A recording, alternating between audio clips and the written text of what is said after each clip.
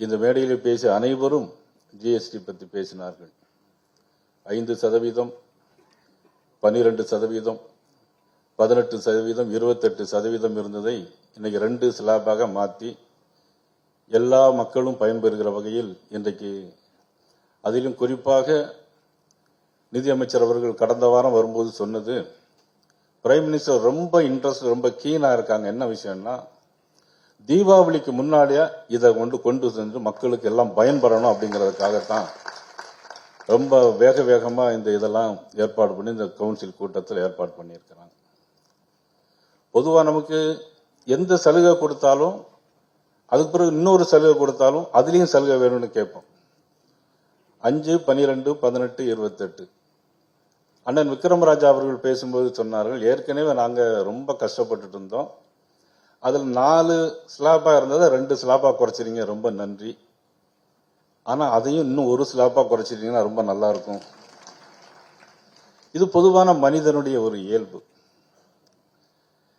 அதுக்கப்புறம் என்ன ஆகும்னா, ஒரு 5% ஒரு வித்தியாசம், ஸ்லாப் ஃபுல்லாவே 5% இருக்குன்னு வச்சுக்கோங்க. அதுக்கப்புறம் அண்ணன் விக்ரமராஜா போவாங்க, இதை நீங்க எடுத்துட்டா பரவாயில்லையா அப்படிம்பாங்க.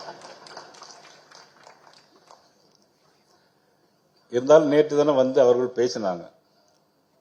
பேசி நமது நிதியமைச்சர் அவர்களுக்கு பாராட்டு கூட நடத்தணும் அப்படின்னு சொல்லி சொன்னாங்க. உண்மையிலேயே பாராட்டப்பட வேண்டிய விஷயம். அண்ணன் விக்ரமராஜா அவர்கள் எல்லாத்தையும் சிறப்பான முறையில் செய்யக்கூடியவர்கள்.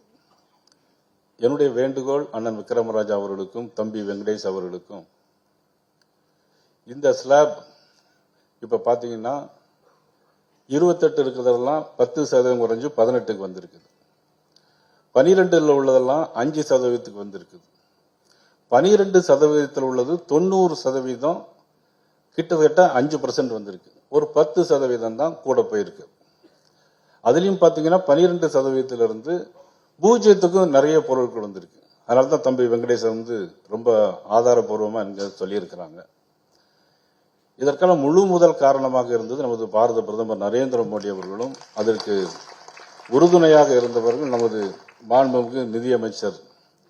எளிமையினுடைய சிகரம், எதை சொன்னாலும் கேட்டு பொறுமையாக கேட்டு பதில் சொல்லக்கூடியது நமது செயின்கோவின் எம்டி அவர்கள் சொன்னாங்க, உன்னிகிருஷ்ணன் அவர்கள் சொன்னார்கள், இன்னைக்கு உலக நாடுகளிலே ஜிடிபி குரோத் உள்ள ஒரே நாடு இந்தியா தான் அப்படின்னு சொல்லி சொன்னாங்க. இவ்வளவு ரிஃபார்ம்ஸ் நம்ம பண்ணிட்டு இருக்கிறோம்.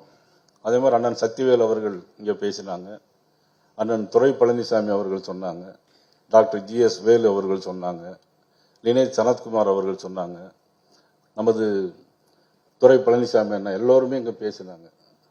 ஆக இதெல்லாம் மிகப்பெரிய ஒரு வரவேற்கப்பட வேண்டிய அம்சங்கள். ஆனா சில பேர் இன்னும் என்ன சொல்லுவாங்கன்னா, எங்களுக்கு ஒன்றும் வரவில்லையே, எங்களுக்கு கிடைக்க வேண்டியது இன்னும் கிடைக்கவில்லையே அப்படின்னு சில பேர் சொல்லிக்கிட்டே இருக்கிறாங்க. அதாவது மத்திய அரசாங்கம் எடுக்கக்கூடிய முடிவுகள் ஜிஎஸ்டியில பாத்தீங்கன்னா, வரக்கூடிய 50% தான் அவங்க ரோடு போட வேண்டி இருக்குது, மின்சாரம் எடுக்க வேண்டி இருக்குது, பிறகு விமான நிலையங்கள் கட்ட வேண்டி இருக்குது, ரயில்வேகள் கட்ட வேண்டி இருக்கு, எல்லாவற்றுக்கும் மேல ராணுவத்திற்கு பணம் ஒதுக்க வேண்டி இருக்குது. இதை எத்தனையும் மத்திய அரசு இருக்க வேண்டிய சங்கடங்கள். ஆனால் இன்னைக்கு அதையெல்லாம் மற்றவர்கள் ஏற்றுக்கொள்ளாமல் இன்னும் எங்களுக்கு வேண்டும் வேண்டும் என்று கேட்டுக்கொண்டிருக்கக்கூடிய இருக்கிறார்கள். இன்னைக்கு பாத்தீங்கன்னா, இன்னைக்கு கட்டிடத்துக்கு பாத்தீங்கன்னா 28% சிமெண்ட் மெட்டீரியல்ஸ் 28% இருந்து 18% குறைச்சிருக்காங்க. இதனால என்ன ஆகும், கட்டடங்கள் நிறைய கட்டுமான பணிகள் கூடும், கட்டிட தொழிலாளர்களுக்கு நிறைய வேலை கிடைக்கும். அதே மாதிரி வீட்டில் பாத்தீங்கன்னா, வீட்டில் இன்னைக்கு பெண்களும் ஆண்களும் நிறைய டைம் செலவு பண்ண வேண்டியது டிவியில தான் இருக்கிறாங்க. இன்னைக்கு ஒரு காலத்துல மின்சாரம் இல்லாம இருக்கலாம், சம்சாரம் இல்லாம இருக்கலாம், மின்சாரம் இல்லாம இருக்க முடியாதுன்னு சொல்லுவாங்க. ஆனா இப்ப யாரும் டிவி இல்லாம யாரும் இந்த வீட்டிலும் இருக்க முடியாது. ஆனா அதனுடைய 28% அதை குறைச்சி இன்னைக்கு 18% குறைச்சிருக்காங்க, 10% குறைச்சிருக்காங்க டிவிக்கு விலை. இது மாதிரி எல்லா பொருட்களும் இதனுடைய விலை என்ன ஆகும் அப்படின்னாக்கி, வாங்கக்கூடிய தன்மை கூடும்போது கன்சம்ஷன் கூடும்போது அதனுடைய ப்ரொடக்டிவிட்டி அதை அதிகமாகும்.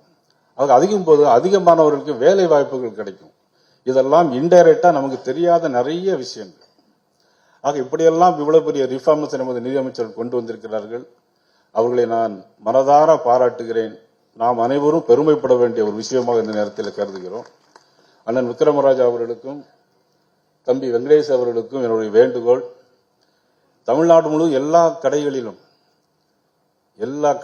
இப்ப ஜிஎஸ்டி அமெண்ட்மெண்ட் வந்ததுக்கு பிறகு நீங்க ஒரு போர்டு வைக்கணும். எப்படி போர்டு வைக்கணும்னா, ஜிஎஸ்டி வருவதற்கு முன்னாலே விலை இவ்வளவு, இதுல 10% குறைச்சிருக்கு, ஆகவே இவ்வளவு விலை குறைக்கப்பட்டிருக்கிறது அப்படின்னு எல்லா கடைகளிலும் நீங்க ஒரு இது பண்ணீங்கன்னா அது உண்மையிலேயே நீங்கள் பொதுமக்களுக்கும் செய்ய நன்மையா இருக்கும். நீங்களும் கடைக்காரர்கள் என்ன ஒரு நேர்மையான முறையில் கடையில் நடைபெறுகிறது என்கின்ற ஒரு எண்ணமும் மக்களுக்கு ஏற்படும். ஆக அதையும் நீங்கள் செய்ய வேண்டும் என்று இந்த நேரத்தில் கேட்டுக்கொண்டு, செய்திகளை உடனுக்குடனும் துல்லியமாகவும் தெரிந்து கொள்ள சப்ஸ்கிரைப் பண்ணுங்க.